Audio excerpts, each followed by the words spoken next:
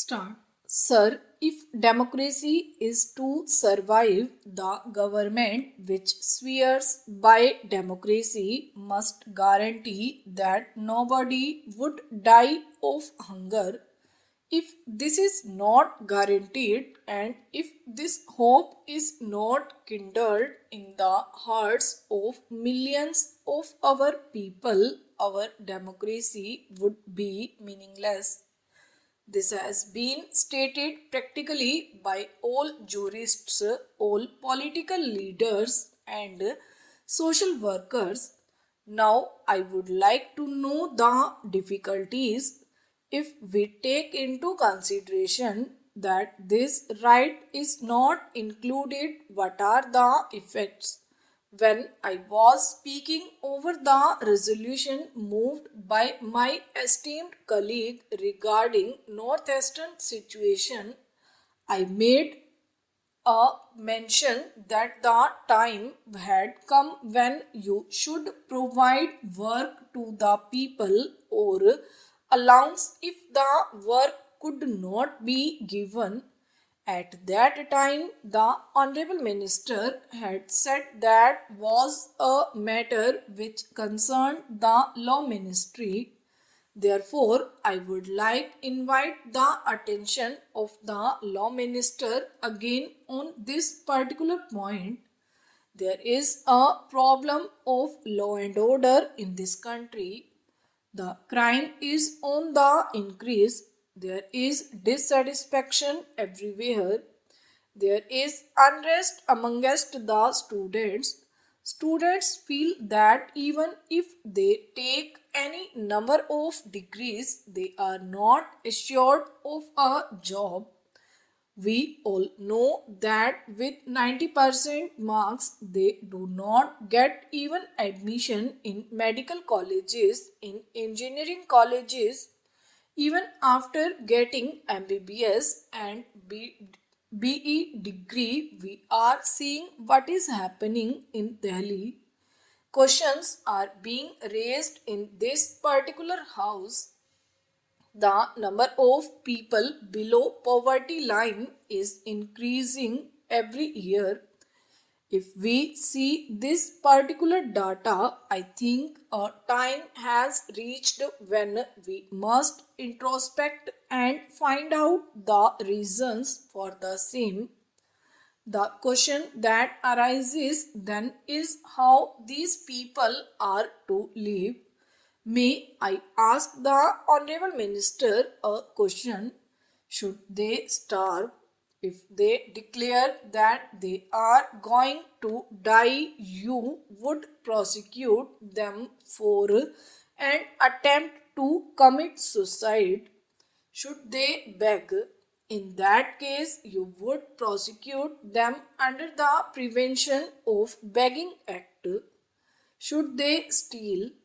If they do so, you would prosecute them under IPC. What should they do? How should they live? Therefore, it is in this background that we have to consider this matter very seriously 380, and we have to decide as to whether the time has come to think seriously about this particular matter. During all these years, enough lip sympathy has been tendered by all of us without any exception. I believe that time has come when we must go beyond this lip sympathy and we must give something in the shape of a concrete proposal so that the government and the Parliament can tell the downtrodden and unemployed and affected people that the Parliament of India really means business and that it does not believe in giving only lip sympathy. If we take into consideration this particular aspect and if we really enshrine this particular right in the constitution, I believe a new hope will be kindled in the hearts of the millions of young people in our country.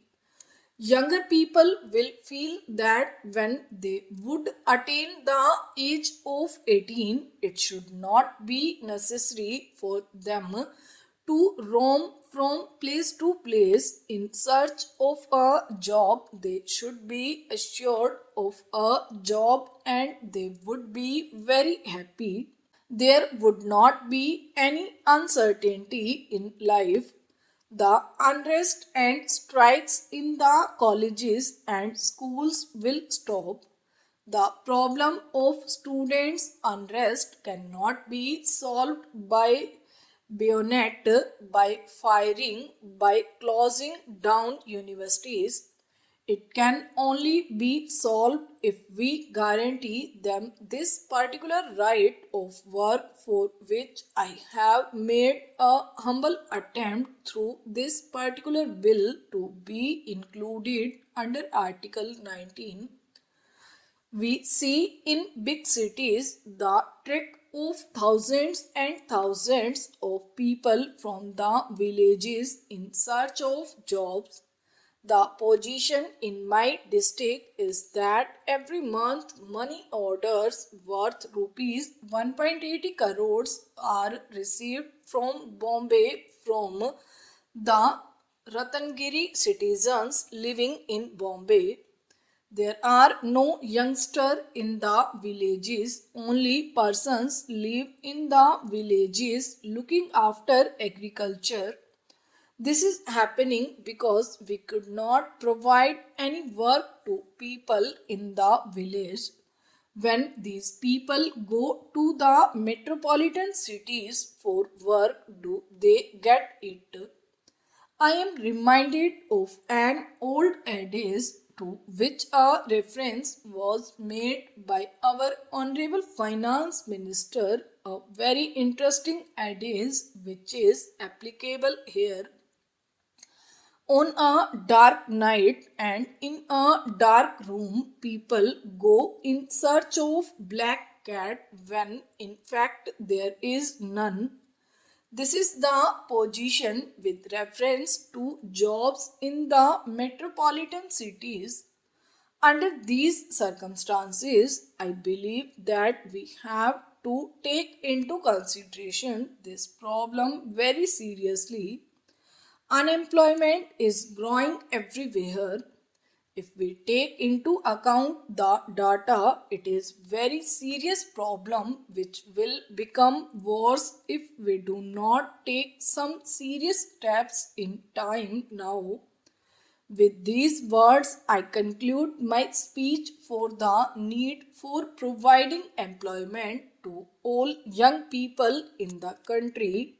Stop.